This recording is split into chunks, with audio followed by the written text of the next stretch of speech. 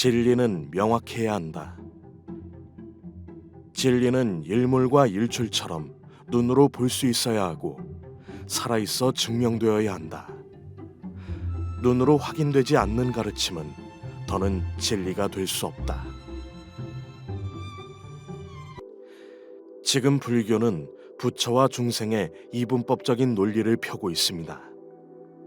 여기에서 부처는 깨달은 일을 말하고 중생은 깨닫지 못한 윤회의 삶을 사는 일을 가리킨다고 합니다. 이것을 전제로 할 때 소와 돼지 같은 가축은 깨달을 수가 없어서 부처가 되지 못하고 인간도 깨닫지 못하면 짐승처럼 중생의 삶만을 살 뿐이라는 논리입니다. 그런데 도대체 어떻게 해야 부처가 되는지 깨달음의 방법론에 대해 현 불교에서는 명확한 답이 없고 막연할 뿐입니다. 말하자면 깨달음이란 말만 하고 있을 뿐 진짜 깨달음이 무엇인지 분명하지 않습니다. 그러니 불자들의 가슴이 얼마나 답답하겠습니까? 일전에 학식이 있는 한 분이 찾아와서 자신의 심정을 제게 토로한 적이 있었습니다. 그의 이야기는 이랬습니다. 그가 한 유명한 선지식을 찾아가서 이렇게 물은 적이 있었다고 합니다. 스님, 깨달음이란 도대체 무엇입니까? 30년 동안 경을 배우고 수많은 선지식을 친견하고 내 키 높이만큼 사경했는데도 아직도 깨달음이 무엇인지 도무지 모르겠습니다. 정녕 제 공부가 부족한 것입니까? 그런데 돌아온 스님의 대답이 기가 막혔다고 합니다. 그걸 묻는 네가 누구인지를 아는 것이 깨달음이다. 그날 그는 깨달음이 무엇인지 알려고 갔다가 시간만 낭비했다는 생각이 들었다고 합니다. 그게 어째서 깨달음인가? 말장난이 아닌가? 사실 그 답은 자신이 처음 불교에 입문했던 30여 년 전에도 들었던 대답이었다고 합니다. 당시만 해도 그렇구나, 나를 찾는 것이 깨달음이구나 하고 환희심을 느끼고 수긍했다고 합니다.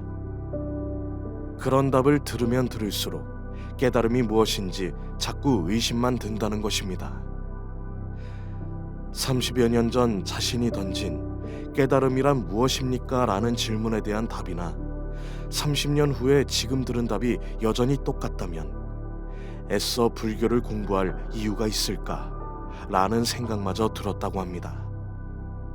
그리고 그는 문득 내가 누구인지 아는 것이 깨달음이라면 당신은 누구인지를 알고 있는가? 갑자기 묻고 싶어졌다고 합니다. 나는 그의 말을 듣고 이렇게 말했습니다. 그래, 그래서 자신이 누구인지를 찾았는가? 지금 그대가 누구인지 가르쳐 줄까? 그대의 이름이 바로 그대이고 부모님이 바로 그대의 연기이다. 내가 누구인지를 찾는 것이 깨달음이라면 공부할 필요가 없다. 진리는 명확해야 한다. 그의 얼굴이 갑자기 밝아졌습니다.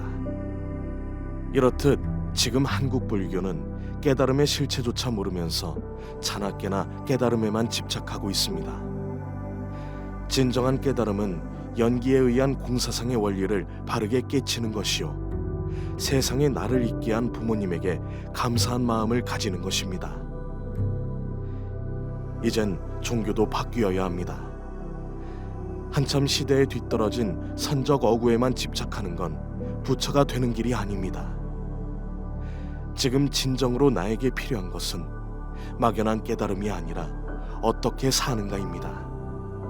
세상은 연기와 공사상의 원리에 의해 움직입니다. 여기에서 연기는 곧 인간관계입니다.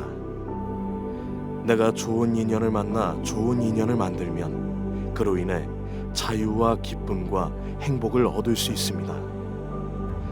부처는 따로 있는 것이 아니라 연기와 공의 원리를 깨치면 누구나 부처가 될 수 있습니다.